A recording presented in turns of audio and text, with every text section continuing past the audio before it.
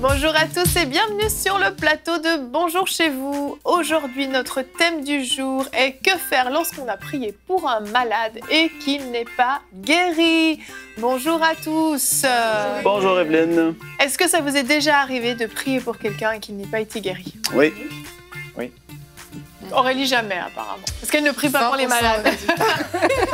Ça m'est déjà arrivé en tout cas. Donc à la maison, on commence tout de suite, on déculpabilise, hein, on calme tout de suite. Dans la réalité ou dans les rêves? Mais c'est ça. En fait, spirituellement, personne n'est guéri. Mais c'est pas encore manifesté. D'accord. Donc c'est 100% de On va continuer l'émission. On va en parler après. Vous voyez, il y a beaucoup de choses à dire sur ce thème. Est-ce que quelqu'un peut venir remplacer Aurélie sur le Non. C'est génial. Ce n'est pas faux ce qu'Aurélie a dit. Mais on va en parler tout à l'heure. On va parler de tout ça. Et chérie, tu vas répondre à une question. Non, Pasteur, j'ai une question aujourd'hui. Oui, on va répondre à la question de Audrey du Canada qui nous dit « Doit-on toujours imposer les mains lorsqu'on prie pour un malade ?» Et je vais répondre « Non ». Parce qu'il y a 7 façons d'être guéri. Dans la Bible, on va parler de 7 méthodes pour lesquelles on peut prier pour la guérison du malade. Ça nous met l'eau à la bouche, tout ça. Nadine, le livre de la semaine, on est toujours dans le thème de la guérison. Oui, je présente un super livre de David Terry, Guérir les malades. Au lieu de prier pour les malades, guérissez-les. Yes. Un livre extraordinaire, j'ai hâte de vous en parler tout à l'heure. Merveilleux. Et on termine avec 2 témoignages, Aurélie, c'est ça? Exactement. On aime bien va mettre plusieurs témoignages. Bah oui, c'est cool, je trouve. Plusieurs personnes comme ça que Dieu touche. Et on va voir aujourd'hui que, justement, dans la vie de ces personnes-là, les entorses, même la paralysie, j'ai envie de dire, les règles douloureuses ont été balayées par la puissance de Dieu. Yes! C'est bon, ça. Et donc, on commence tout de suite dans le feu de l'action avec Frank dans la pensée du jour. Et donc, que faire quand quelqu'un n'est pas guéri et qu'on a prié pour cette personne? La réponse est simple, tu continues de prier pour d'autres malades par la suite. Beaucoup de gens ont resté paralysés parce qu'ils se sont dit « J'ai prié et ça s'est pas passé comme ça s'est passé dans le temps de Jésus quand Jésus priait pour les gens. » Qu'est-ce que ça fait? Est-ce que pour autant, ça change la pensée de Dieu par rapport à la guérison? Si je vous demande la réponse, c'est quoi vous allez me dire? Il y en a beaucoup qui vont dire, ben oui, parce que peut-être que Dieu, à fin de compte, veut que cette personne-là soit malade pour X raisons. Peut-être que c'est pas le temps de Dieu. Peut-être qu'il y a toutes sortes de raisons. On regarde, on doit toujours fixer nos yeux sur le parfait modèle, Jésus. Jésus avait 100% de résultats. On va en parler plus tard dans l'émission. Jésus ne refusait jamais de guérir quelqu'un qui venait à lui, peu importe la condition, la situation, comment c'était grave, la personne était morte ou pas. Il allait et il voyait les résultats. Donc, pour moi, dans ma propre vie, j'ai prié pour beaucoup de malades jusqu'à présent et j'ai pas vu 100% de résultats. Est-ce que ça fait que j'ai arrêté de prier pour les malades? Non, au contraire, je veux en avoir plus. Quand il y a quelqu'un dans ma famille qui est malade, je prie pour cette personne-là. Quand c'est quelqu'un à l'église, je prie pour cette personne-là. Si je suis dans les rues, je prie pour les personnes. Oui, on va voir des guérisons et on se réjouit parfois et on se dit, mais pourquoi lui et pas elle, et pas elle, et pas elle? Moi, qu'est-ce que je te dis de faire aujourd'hui? Si tu as prié et la personne n'a pas été guérie, premièrement, tu encourages la personne à rester dans la foi, autant elle que toi, parce que souvent, on va, entre guillemets, perdre la foi. On va se dire, on va commencer à tomber dans le doute, mais est-ce que si, est-ce que ça? Non, tu restes dans la foi, sachant que Dieu n'a pas changé. Ce que Jésus a fait à la croix, ça n'a nullement changé aussi. Pierre l'a dit, il a repris les mots du prophète Ésaïe qui avait dit « Nous sommes guéris ». Pierre avait dit « Non, Jésus, au travers de la croix et de ce qu'il a fait, nous avons été guéris. » Donc, tu ne peux pas changer ça, c'est impossible. Tu ne peux pas changer le fait que Jésus a déjà pardonné tous ceux qui vont venir à lui avec un cœur repentant. Tu ne peux pas changer ça. Jésus, autant qu'il nous a pardonné, autant qu'il nous a déjà guéris. Et donc, tout ce qu'on a à faire, c'est de continuer à croire. Ta foi va se fortifier. Alléluia! Ta foi va se fortifier. Tu vas devenir inébranlable sur les promesses de Dieu. Quand Dieu a dit quelque chose, Il va l'accomplir, c'est obligé. Tu as reçu l'autorité du nom de Jésus. Tu as tout pleinement en toi. La même puissance qui était sur Jésus repose sur toi. Le Saint-Esprit en toi. Christ en toi, l'espérance de la gloire. Donc, si aujourd'hui tu as prié pour quelqu'un, fortifie-toi. N'écoute pas les mensonges du diable et ce qu'il t'a dit. S'il t'a peut-être dit, mais tu n'as pas le don de guérison, tu n'as pas ci ou ça, tu vas te faire embarquer dans toutes sortes de choses. Les chrétiens vont être des professionnels à te décourager d'arrêter de prier pour les malades. Tu n'es pas le pasteur, tu n'es pas l'apôtre, tu n'es pas celui-ci. Non, c'est ouvert à tous ceux qui auront cru. Aujourd'hui, je te dis, persévère, crois que Dieu va commencer à se manifester. Ta foi, en fait, va se fortifier et tu vas commencer à avoir un résultat, et 2 résultats, et 3 résultats, et tu vas voir, wow! Tu vas croire que oui, c'est possible. Jésus, ça nous dit qu'il a guéri tous les malades. Et on voit par la suite, les apôtres, dans les actes, ils guérissaient beaucoup, beaucoup de malades aussi. C'est supposé être le naturel, la vie normale du croyant, en fait. Et là, mon temps est terminé. Alléluia. Je vais arrêter, Evelyne. Mais on va continuer dans le restant de l'émission. Restez avec nous parce que vous allez recevoir des choses qui peuvent complètement transformer votre vie, en fait. Restez avec nous pour le restant de l'émission. Amen. Tout en douceur. C'est comme dans les tests de son. La passion pour l'évangile. Je peux pas me retenir quand ça commence. Amen, mais c'est bon, Frank, c'est bien comme ça. Trop à dire là-dessus. C'est ça qu'on aime et c'est vrai ce que tu as dit. Il y a vraiment besoin de se fermer à tous ces mensonges qui peuvent surgir quand on a prié et qu'on ne voit pas le résultat. Alors, on va en parler. Hein. Il y a des résultats qui sont immédiats. Il y a des résultats qui vont avoir lieu quelques jours plus tard. Et même, ça peut prendre même plusieurs semaines, plusieurs mois, des guérisons progressives. Donc, il y a beaucoup de choses qui font que, quoi qu'il en soit, on ne peut pas se permettre de douter. On va regarder notre verset du jour. Le psaume 27, 14 nous dit « Espère en l'Éternel, fortifie-toi et que ton cœur s'affermisse. Espère en l'Éternel. » C'est volontairement dit au début du verset et à la fin du verset, parce qu'on espère en l'Éternel. Quand on va prier pour quelqu'un, on n'espère pas en nous. Déjà, si on espère en nous, c'est sûr, ça ne marchera déjà pas. Là, on n'a même pas besoin de commencer. Espère en l'Éternel. C'est parce qu'on croit que Dieu va intervenir, qu'on va être un canal pour que Dieu intervienne dans la vie des gens. C'est pour ça qu'on le fait. Donc, est-ce que Dieu change d'avis, Frank? Non. Non, il ne change pas d'avis. Jamais. Est-ce qu'on garde la foi quand on a échoué? Oui. Vas-y, exhorte-nous. Ah, amen. on voit dans Marc, ça j'ai souvent cité ce verset dans toutes les émissions que j'ai fait à EMC TV, Marc 11, les versets 22 à 24, et juste avant, plus haut, versets 15, 16, 17, 18, on voit Jésus qui parle à un figuier.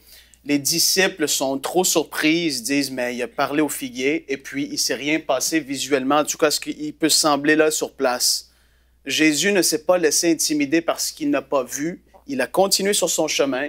Il avait foi, entre guillemets, dans l'autorité qu'il avait, dans la puissance de ses paroles, dans ce qu'il a décrété. Il savait qu'il se passait quelque chose. Et c'est la même chose pour la guérison, tu l'as dit, Evelyne. Parfois, on est là et on prie et on ne voit pas tout de suite la guérison. Jésus, c'est vrai que la majorité du temps, c'est instantané. Il y a eu les lépreux qui ont été guéris en route. Ça nous le prouve que même sous le ministère de Jésus, des gens ont été guéris en chemin. Et on peut le voir aussi à différents endroits. Mais tu peux voir que si tu as prié, ce que la Bible te dit de faire, c'est de demeurer dans un état, dans un esprit de foi. Tu restes dans la foi, sachant que ce qu'il est dit dans la parole de Dieu, Dieu, quand il a promis quelque chose, je reviens là-dessus, Evelyne, parce qu'on a tellement... Et le livre de David Terry en parle beaucoup, des vaches sacrées qu'on doit briser, casser, des fausses mentalités. Dieu, peut-être qu'il veut nous enseigner par ça. Peut-être que Dieu, c'est lui qui nous a mis ça parce qu'on a fait telle chose. Et c'est peut-être par ça. Et puis, à cause de toutes sortes de faux raisonnements, on accepte la maladie qui est là, mais pourtant, Jésus, on a vu comment il a traité la maladie. Il détestait la maladie. Il guérissait des milliers de personnes, des fois des soirs après soir. Ça nous dit que la ville se rassemblait et il guérissait tous les malades. Mais t'imagines, c'était pas un ou deux. La ville se rassemblait, il chassait tous les démons, guérissait tous les malades. Il n'aimait pas la maladie. Et nous, on doit devenir comme ces gens-là. On doit dire, non, moi, Dieu...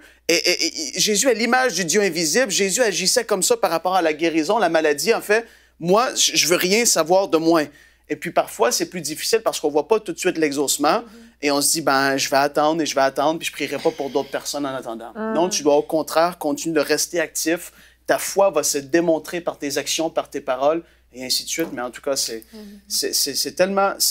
un sujet qui est tellement important, qui me tient à cœur, et puis les gens doivent vraiment se tenir dans la foi. Jésus, il est revenu le lendemain, il a vu le figuier qui était desséché jusqu'aux racines, complètement maudit. Les paroles ont eu leur efficacité. Et il n'était pas surpris. Non, pas du tout. Les disciples l'ont été. Ils ont dit, « Wow, t'as vu, il est desséché. » Jésus a dit, « Oui. Ayez foi en Dieu. » Ça a été sa réponse. Ayez foi en Dieu. Et ça, s'il nous dirait ça, Jésus, parfois, ça nous réveillerait, hein, parce que je suis sûr que des fois, il a envie de nous ébranler.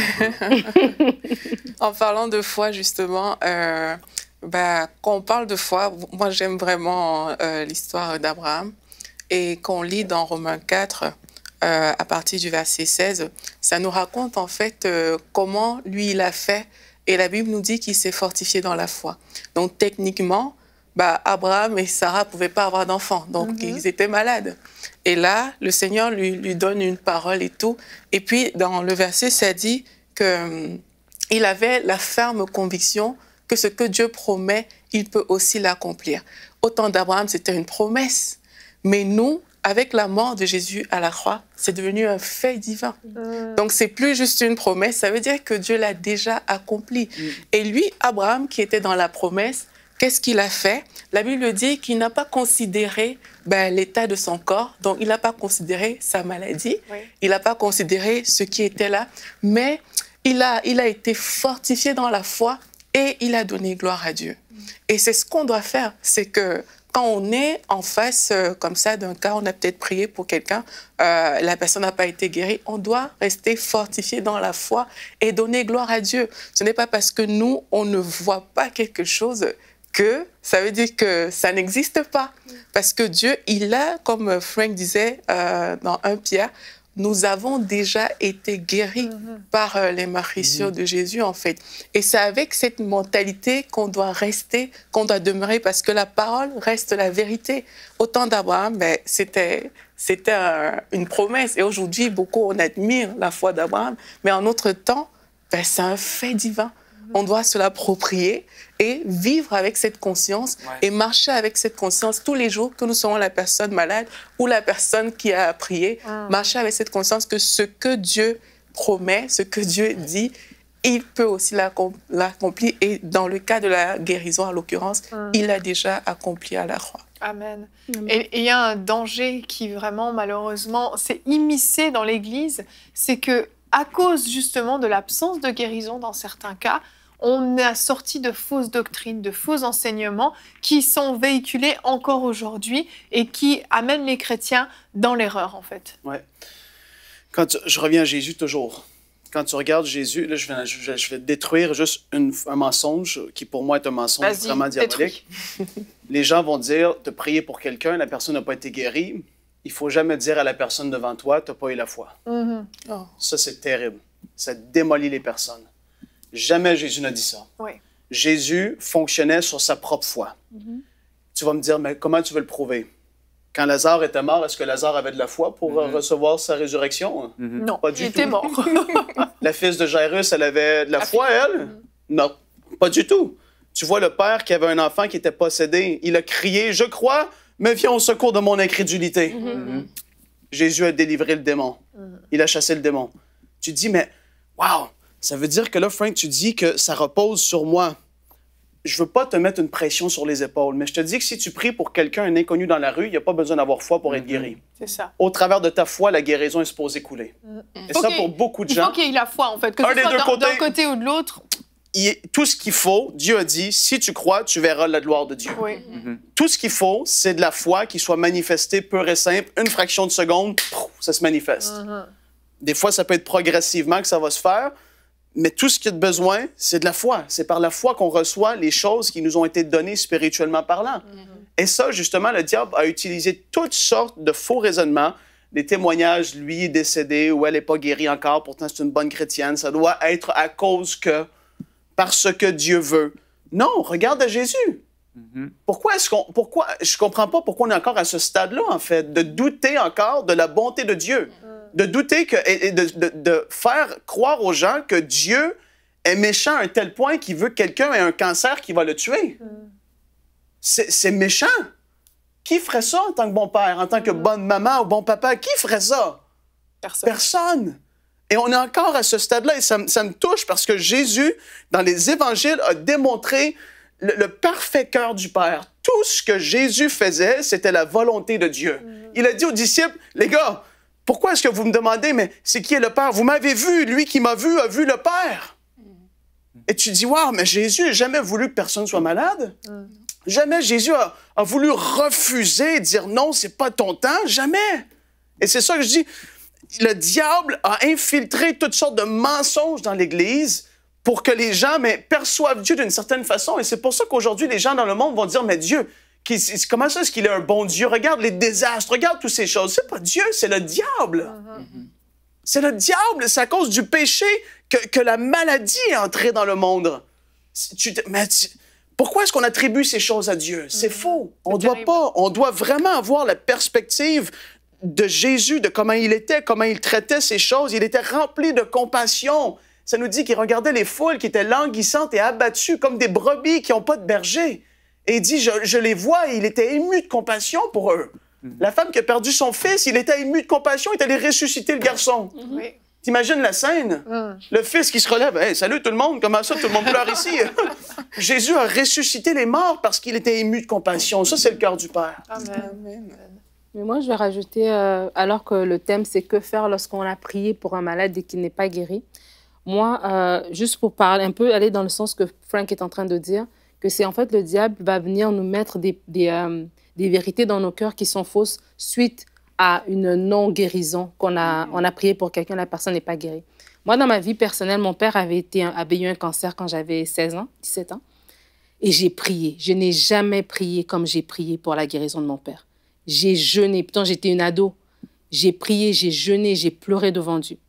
Mais dans la volonté de Dieu, mon père, qui ne connaissait pas le Seigneur, pendant tout son temps de maladie, a vraiment eu une révélation de Dieu. Il est vraiment été né de nouveau. Tu sais, avant, il priait, mais c'était comme plus ou moins. Mais là, vraiment, il y avait eu tout un changement dans sa vie. Mon père est décédé par la suite. Mais la bonté de Dieu, comme on a dit dans le verset de Psaume 27, d'espérer en l'Éternel, de se fortifier. Je sais que Dieu est bon. Et ce que je suis contente qu'il ait passé par cette maladie parce que là, il a pu rencontrer le Seigneur. Puis je sais qu'un jour, je vais le voir encore, tu vois. Alors que s'il aurait juste été comme ça, il aurait eu un accident d'auto ou quoi que ce soit, puis il serait parti sans avoir eu cette rencontre avec Dieu. Ça, c'était son chemin. Ça, c'était ce que, à la fin de la vie, il avait 49 chapitres de sa vie. À 49 ans, il est décédé. C'est tout. Mais ce que je veux dire, j'ai pas remis en question le fait qu'il n'a pas été guéri. J'ai pas remis en question le fait qu'est-ce que Dieu m'aime, est-ce que Dieu écoute les prières. J'ai pas remis tout ça en question. Et c'est ça qui fait que aujourd'hui je peux me tenir dans une émission chrétienne. Aujourd'hui, je peux travailler pour le Seigneur. Mais imagine si j'aurais remis tout ça en question. Toute la destinée que Dieu me réservait, elle serait partie à l'eau. Pourquoi? Parce que je remis en question quelque chose par rapport à un événement. Tu as continué à prier pour les malades. J'ai continué à prier pour les malades. J'ai continué à croire en Dieu. Et c'est ça le truc. Il y a beaucoup de gens qui, parce qu'il y a eu un décès, parce qu'il y a eu un échec, intellectuellement, dans leur cœur, ils veulent plus, ils y croient plus. Ils le disent de leur bouche, mais il y a comme un barrage. Puis là, moi, je te parle de la vérité. Je te parle de mon expérience personnelle. C'est réel ce que je suis en train de dire. Et c'est vrai que l'ennemi va venir. L'ennemi va venir te mentir que Dieu ne t'aime pas parce que la personne pour qui tu as prié n'a pas été guérie. Ou Dieu ne t'aime pas parce que tu es dans cette situation-là. Puis c'est un mensonge, comme Franck l'a dit. C'est vraiment des mensonges. Et des fois, parce qu'on n'a pas vu des résultats, on commence même à avoir une théologie qu'on bâtit autour de ça, en prenant le cas de Job, en prenant le cas de l'apôtre Paul avec son écharde. Et puis on commence à bâtir tout un système de pensée par rapport à ça. Or que tous les évangiles nous disent que Jésus guérit. Tous les évangiles, comme dit Aurélie, nous disent qu'il a déjà, par ses meurtrissures, nous avons déjà la guérison. Et ça, c'est vraiment quelque chose que d'abord, dans notre mentalité, on doit se tenir par rapport à la parole de Dieu. Puis David Terry en parle dans son livre, par rapport à les mensonges de l'ennemi, refuser ces mensonges. Dieu est souverain. Pourquoi c'est arrivé? Lui seul le sait. Mais ce que je sais, c'est que cette maladie n'était pas pour la mort. Parce que je sais que au travers de cette maladie, elle a reçu la vie éternelle. Il est avec le Seigneur, puis un jour, je le verrai. Et c'est vraiment ça que je veux encourager, parce que j'ai vu trop de gens, à cause de cette situation, quitter carrément la foi, perdre la foi, se détourner de Dieu. Ça c'est eux qui perdent en fait et c'est le diable qui gagne quand il nous laisse marcher dans ce genre de pensée. C'est ça, il faut avoir une attitude de guerrier face à la maladie. Là, Nadine a eu une attitude de guerrière dans le sens où elle n'a pas eu les résultats escomptés, mais elle n'a pas abandonné. Comme on dit, tu continues à prier, à croire pour les malades, etc. Et Jésus a dit quelque chose de fort, il a dit « Le royaume de Dieu, ce sont les violents qui s'en emparent ». Et là, il ne parlait pas de violents de force, de muscles, mais il parlait de ceux qui sont violents dans la foi. Et en fait, il ne faut pas se poser de questions, comme Nadine l'a dit, comme Frank l'a dit, comme on l'a dit, on ne se pose pas de questions. Une chose est sûre, Jésus a payé le prix pour que par ses meurtrissures, les hommes soient guéris. Le prix a été payé, le ciel est ouvert, et on doit toujours être comme un guerrier, foncer. Frank a parlé de cet exemple du jeune lunatique que les disciples n'ont pas pu chasser. Jusque-là, ils n'avaient pas eu d'échec, les disciples. Je vous ai donné le pouvoir, ils allaient dans les maisons, ils guérissaient les malades, ils oignaient d'huile les gens étaient guéris. Et là, ils chassaient les démons, et là, pouf, un obstacle, un échec. Jésus va dire, race incrédule et perverse. Jusqu'à quand resterai-je avec vous? Donc Jésus va dire, mais pourquoi vous doutez? Pourquoi quand vous chassez ce démon, vous doutez? Vous êtes dans l'incrédulité. Et il parle aussi de la sainteté. En tout cas, ce que Jésus va dire après, il dit, écoutez, allez jeûner et prier, car certains disent que cette sorte d'incrédulité que vous avez en vous ne part que par le jeûne et la prière. D'autres disent que cette sorte de démon ou de maladie ne partent que par le jeûne et la prière. Et là, l'idée, c'est quoi? C'est de dire, OK, quand on prie pour quelqu'un et on n'a pas eu le résultat escompté, il ne faut surtout pas abandonner. Il faut aller dans la présence de Dieu. On n'a peut-être pas la foi qui est forte et qui tient face au naturel qui nous dit non, le cancer n'est pas parti, il est toujours aveugle, il est toujours sourd, toujours dans le même état. Mais là, il faut avoir cette attitude de guerrier, comme Jésus a dit. Non, non, non. Non, c'est pas possible. Jésus a payé le prix. Jésus m'a donné l'autorité. Je vais aller trouver la solution. Je cherche Dieu dans la prière, dans la parole. Je lis la Bible jusqu'à ce que quelque chose se produise en moi. Et là, je reviens boosté.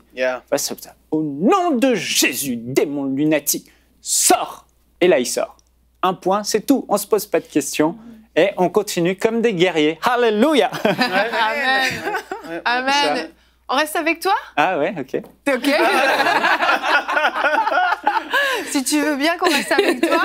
Pour le pasteur, j'ai une question. Tu as déjà répondu à la question, mais tu vas la développer. On a donc Audrey du Canada qui nous a posé la question. Doit-on toujours imposer les mains lorsqu'on prie pour un malade? Alors en préambule, tu as dit non. Pas seulement. Et il y a 7 façons, c'est ça? C'est ça. Que Dieu utilise pour guérir les malades. Quelles sont-elles? Alors, Kenneth Hagin m'a fait gagner du temps. J'avais un petit livre dans ma bibliothèque, 7 manières de recevoir la guérison. Donc, je suis allé prendre. Et voilà. Bon. Merci Dieu pour son inspiration à son serviteur. Il m'a fait gagner du temps.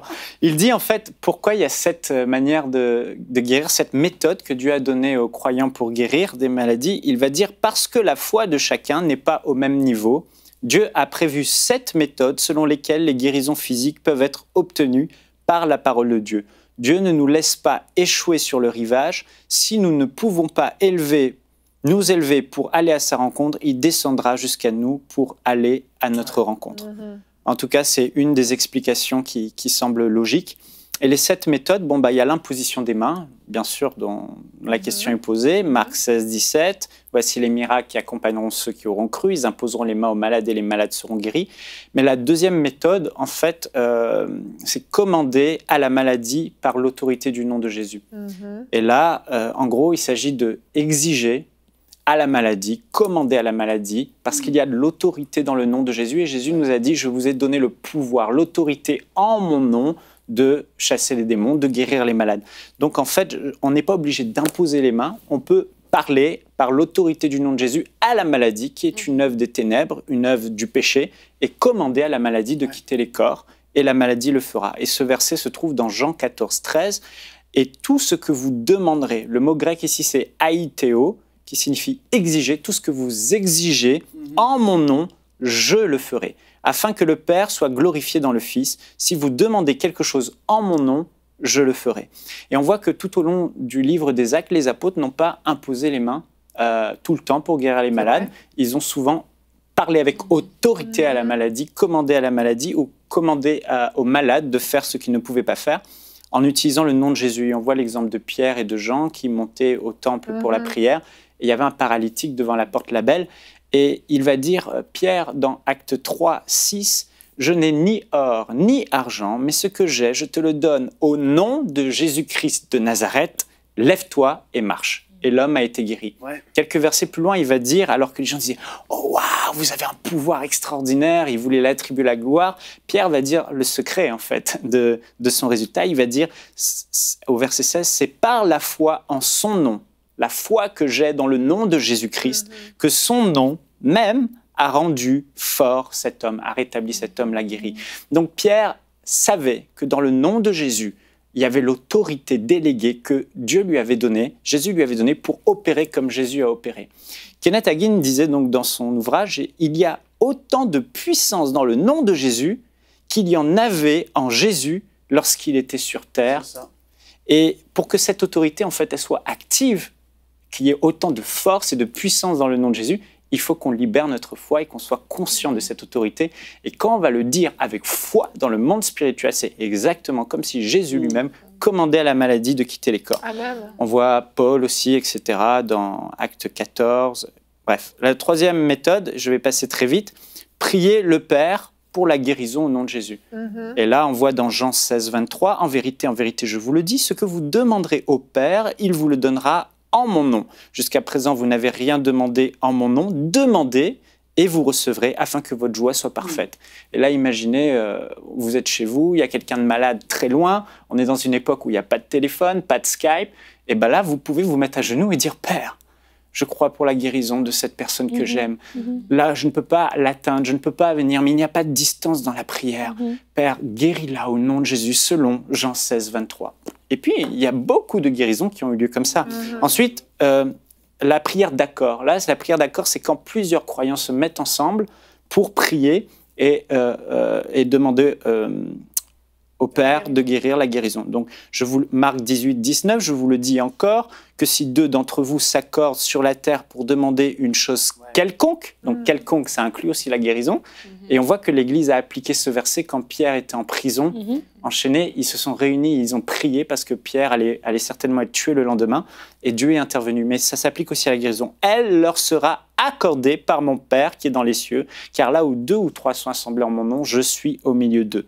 Et là encore, on est témoin de belles guérisons lorsque l'Église s'est rassemblée. Personne n'a imposé les mains aux malades, et les malades ont été guéris. Cinquièmement, l'onction d'huile, Jacques 5, 14, si quelqu'un est malade parmi vous, qu'il appelle les anciens de l'Église et que les anciens prient avec lui, là on ne parle pas d'imposition, en loignant d'huile au nom du Seigneur, et la prière de la foi sauvera le malade, et le Seigneur le relèvera. S'il a commis quelques péchés, il lui sera pardonné. Enfin, 6e point, les dons de guérison. 1 Corinthiens 12, 9 nous dit que par les dons spirituels de guérison, et ce qui est super avec les dons spirituels, c'est que ça ne dépend ni de la foi de l'un, ni de la foi de l'autre. C'est ça. C'est que c'est la volonté du Saint-Esprit qui se manifeste, et il n'y a pas de méthodologie. Ça peut être n'importe quoi, de la boue sur les yeux, selon la directive du Saint-Esprit. Et là, pas besoin voilà. Bon, vous l'avez compris. 7e point, s'approprier par la foi son héritage acquis par le sacrifice de Jésus à la croix. Et là, Kenneth Hagin dit quelque chose de très fort, et je suis en accord avec lui, c'est la méthode par excellence. C'est ce que Frank a parlé. On s'approprie la guérison. Quand on est chrétien, on a un héritage. L'héritage que Jésus a accompli à la croix. On a mis notre foi en Jésus, seul. Seigneur Jésus, je crois que ton sang a coulé pour pardonner mes péchés. On a reçu le pardon des péchés. On peut aussi mettre notre foi seul pour que Jésus, par ses meurtrissures, on reçoive la guérison. Et on peut le recevoir. Tout croyant né de nouveau a cet héritage. Par les meurtrissures de Jésus, nous avons été guéris, comme Frank l'a dit. C'est un fait, on le reçoit par la foi et on voit la guérison se manifester. Alléluia! Merci pour cette réponse super complète. Bah merci Kenneth. Merci Kenneth. J'aurais fait aussi bien, je pense. Enfin, je sais pas. Non, je retire ce que j'ai dit. Si vous avez des questions, vous pouvez nous écrire à l'adresse pasteur.j'ai-une-question@emcitv.com et on va découvrir tout de suite le livre de la semaine dans la rubrique Culture et Médias. Découvrez le livre de la semaine.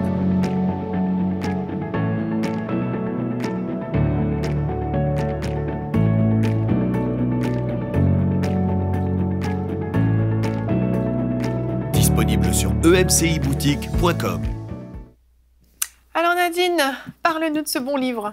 Oui, aujourd'hui, on lit « Guérir les malades au lieu de prier pour les malades, guérissez-les » de David Terry. David Terry, si vous ne le connaissez pas, un homme de Dieu qu'on apprécie beaucoup, qui est déjà venu ici à EMCI faire plusieurs émissions, à une studio, notamment Prière inspirée et consorts. Sa femme, Sylvie Terry, a fait une très belle série sur la délivrance. Série qui, ça fait peut-être 1 an ou 1 an et demi, c'est passé, mais jusqu'à présent, on reçoit encore des témoignages. Donc, c'est vraiment un couple oint avec un ministère vraiment puissant au niveau de la délivrance et de la guérison. Et donc, David Terry a fait ce livre ici. Il avait déjà fait un best-seller qui s'appelle « À l'écoute de Dieu » qu'on avait déjà présenté. Et là, il a fait ce livre « Guérir les malades » qui est un bijou qui regroupe tout ce qu'on a parlé depuis le début de l'émission, qui parle des fausses conceptions, comme tu as dit, Frank, des badges sacrés, des fausses conceptions qu'on a par rapport à la guérison.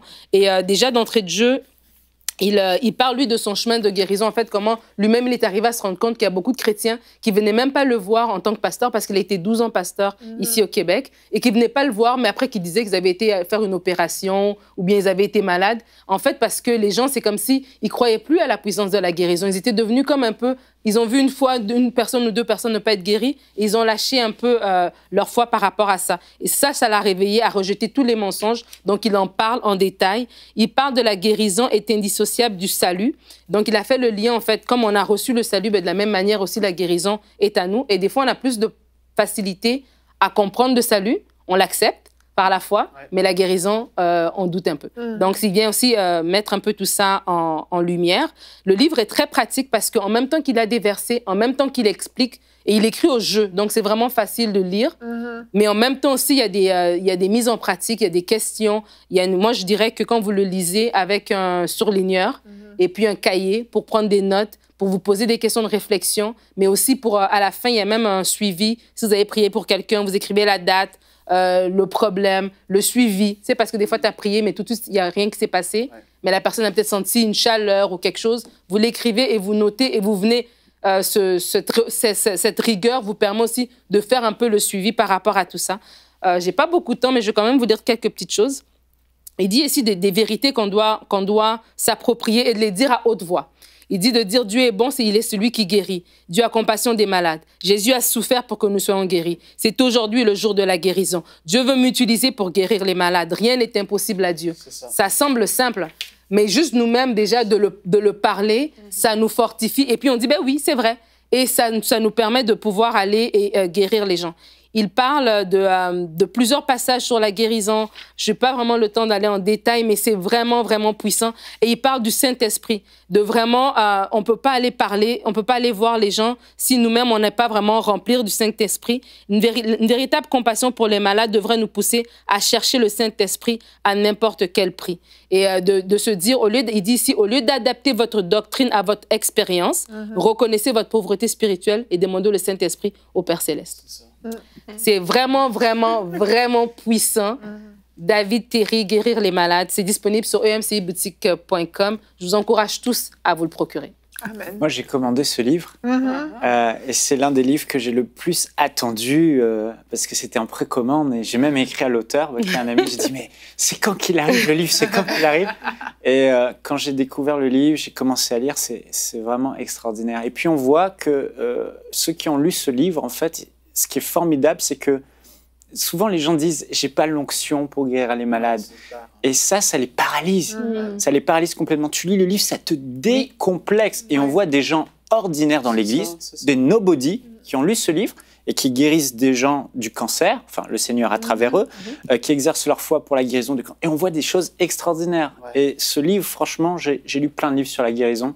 Honnêtement, c'est la référence que je donnerai à tout le monde. Non, honnêtement, il traite des vaches sacrées qu'il faut détruire.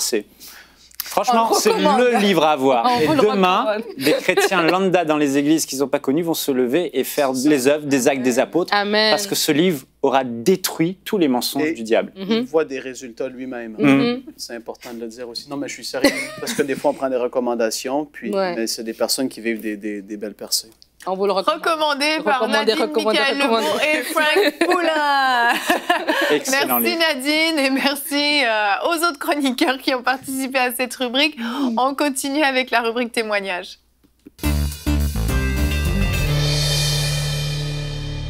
Aurélie, personne ne voulait entendre les témoignages apparemment, mais on va te laisser un petit peu de temps quand même. Hein. Pourtant, les témoignages parlent aussi de guérison. Amen. Donc, des guérisons que Dieu a opérées au travers de nos émissions. Et on a Xaviera qui nous a fait une petite vidéo. Elle a été guérie de règles douloureuses en regardant Prière inspirée. On peut regarder sa vidéo tout de suite. Bonjour à tous, je m'appelle Xaviera, j'ai 24 ans et je vais très vite expliquer comment j'ai été guérie à travers l'émission Prière inspirée. Donc il faut savoir que moi j'ai toujours souffert de règles douloureuses, mais vraiment toujours depuis que je m'en souvienne. Et ce jour-là c'était le 13 février 2018, donc c'était mon premier jour de règles du mois et ça me faisait vraiment souffrir. Donc j'avais commencé à prier le matin pour ça, pour que le Seigneur m'en délivre. Je priais, je lui demandais qu'il me sorte de là, qu'il me délivre parce que j'en pouvais plus. Et voilà, donc après ma prière, j'ai pris mon médicament, donc parce que faut savoir que je prends quand même beaucoup de médicaments, au moins 3 comprimés de forte dose quand j'ai des règles douloureuses. Donc en plus c'était le premier jour, donc après j'ai pris mon comprimé, tout allait bien. Ensuite j'ai regardé l'émission vers 16h par là, j'ai regardé, c'était avec comme invité le pasteur Grégory Toussaint, voilà, que je bénis aussi. Donc je regardais l'émission et je me suis laissée complètement emporter par le moment de prière, donc je priais avec le pasteur, j'étais vraiment dedans. Et ensuite j'ai entendu comment le pasteur Jérémie a dit que je vois quelqu'un avec des règles douloureuses qui a vraiment mal et que c'est par là qu'on l'attaque. Donc si cette personne est là, qu'elle fasse cette prière avec moi. Donc j'étais vraiment choquée, je pleurais parce que le Seigneur venait de répondre à ma prière. Donc gloire à Dieu, gloire à Dieu. Donc j'étais vraiment choquée. Donc j'ai fait ce que le pasteur a dit, j'ai pris en même temps que lui. Et il faut savoir que depuis ce moment-là, après la prière, j'ai plus repris de médicaments pour les règles douloureuses. Parce que d'habitude je prenais 3 comprimés le même jour. Mais là, j'ai plus repris de médicaments, j'ai plus mal et j'ai plus repris de médicaments. Amen. Donc vraiment gloire à Dieu pour ce qu'il a fait ce jour-là, parce qu'il a répondu à ma prière et il m'a délivré de mes douleurs. Amen. Amen. Il y avait eu plusieurs témoignages en plus suite à cette émission concernant les règles douloureuses. Il y avait eu plusieurs femmes qui ont été guéries de ça, c'est merveilleux. Exactement. Et même elle le dit, parce que quand moi je l'ai lu, ce qu'elle a écrit, j'ai vraiment eu la conviction qu'il y en avait plusieurs que je ne connaissais pas, parce que quand elle a écrit, elle a dit peut-être que nous sommes plusieurs dans ce cas, plusieurs à avoir regardé cette émission et avoir le problème de règles douloureuses, en fait, a été réglé. À ce moment-là, moi, j'étais cette femme qui avait besoin d'être libérée de cette douleur, mais elle avait elle-même la conviction qu'il y en avait plusieurs qui étaient dans cette situation aussi. Et moi aussi, c'est vraiment ce que j'ai cru dès que j'ai lu son témoignage. C'est ce qui est arrivé en plus, je te le confirme. Voilà. Et je veux encourager d'autres personnes qui peut-être n'ont pas eu accès à cette émission. En fait, Jérémie a fait 2 séries avec le pasteur Grégory Toussaint. Oui. Donc là, elle ne précise pas exactement laquelle c'était. Il y avait une sur le Saint-Esprit, il y avait une sur Vivre l'extraordinaire divin.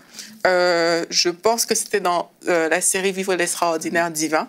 Et là, vraiment, s'il y a encore des personnes qui ont ce cas, la parole reste valable aussi pour ces personnes-là.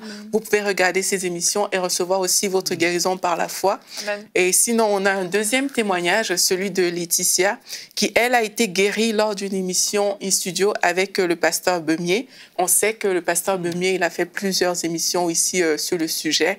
Et vraiment, j'encourage aussi les personnes à regarder parce que oui, il y a vraiment beaucoup de résultats. Mais Laetitia, elle... Rapidement, elle nous dit que c'est une jeune, en fait. Elle a 17 ans et elle suit souvent UMCI TV. Et elle-même, elle se décrit, en fait, comme une personne qui prend vraiment au sérieux tout ce qu'elle fait. Et elle a un cours de gymnastique qu'elle prend vraiment au sérieux. Elle s'entraînait fort jusqu'au jour où, sous la douche, elle est tombée. Et quand elle est tombée... elle a un genou déboîté et une entorse. Et là, elle a dû mettre un immobilisateur. Elle a dû marcher avec des cannes. Elle dit qu'elle devait se faire baptiser, mais elle confessait toujours que Jésus va me guérir. Elle avait vraiment aussi cette foi dont on a parlé pour recevoir sa guérison. Et puis, elle est tombée sur cette émission avec le pasteur Bémier in studio.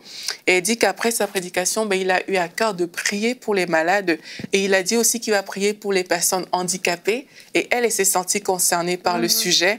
Et là, il a juste prié. Elle dit, pendant la prière, elle a senti comme un doux feu qui a été passé dans son genou. Elle n'avait plus mal, mais elle sentait comme quelque chose de particulier. Et là, elle a essayé de marcher avec ses béquilles, mais son père lui a dit « Mais je pense que tu peux marcher, vas-y. » Et sa mère, qui, elle, a fait la médecine, lui a dit « Il faut absolument qu'un médecin confirme. » Donc, on voit que là, c'est le médecin qui a plus peur que le père qui, lui, n'avait pas forcément peur. Et puis, bien sûr, elle a pris un rendez-vous chez son médecin. Et puis, ça a été confirmé qu'elle n'avait plus besoin de son immobilisateur. Le médecin lui a même dit qu'elle pouvait reprendre du sport. Et vraiment, on bénit Dieu pour ces expériences parce qu'elle aussi, elle a été touchée en regardant In Studio. C'est l'histoire de plusieurs personnes, en fait. Amen. Au travers des émissions, il y a plusieurs personnes qui sont touchées par la puissance de Dieu. Amen, amen. Et si c'est votre cas, vous pouvez nous écrire à l'adresse témoignage@emcitv.com. Témoigner pour la gloire de Dieu. Ça va encourager des frères et des sœurs qui sont dans des situations compliquées. Et vous pouvez même nous témoigner par rapport à vous qui avez peut-être justement prié pour un malade, comme c'est le thème de notre émission, et vous avez vu un résultat. Que Dieu vous fortifie là où vous êtes, que vous ne vous découragiez pas. Gardez la foi, peu importe ce que vous voyez de vos yeux. Ce qui se passe au ciel n'a pas changé. Il y a des siècles que c'est glorieux là-haut et ça restera glorieux toujours. Vous avez en vous l'autorité, vous avez le nom de Jésus, vous avez suffisamment de foi pour imposer les mains, pour déclarer la guérison dans la vie de ceux qui vous entourent. Demain, on se retrouve. Notre thème sera « Prenez le temps de vous reposer ». Nous aurons une rubrique famille avec Anne sur l'épuisement maternel. Mesdames, mamans, cette émission sera pour vous, entre autres. On se retrouve demain. Allez, bonjour chez vous.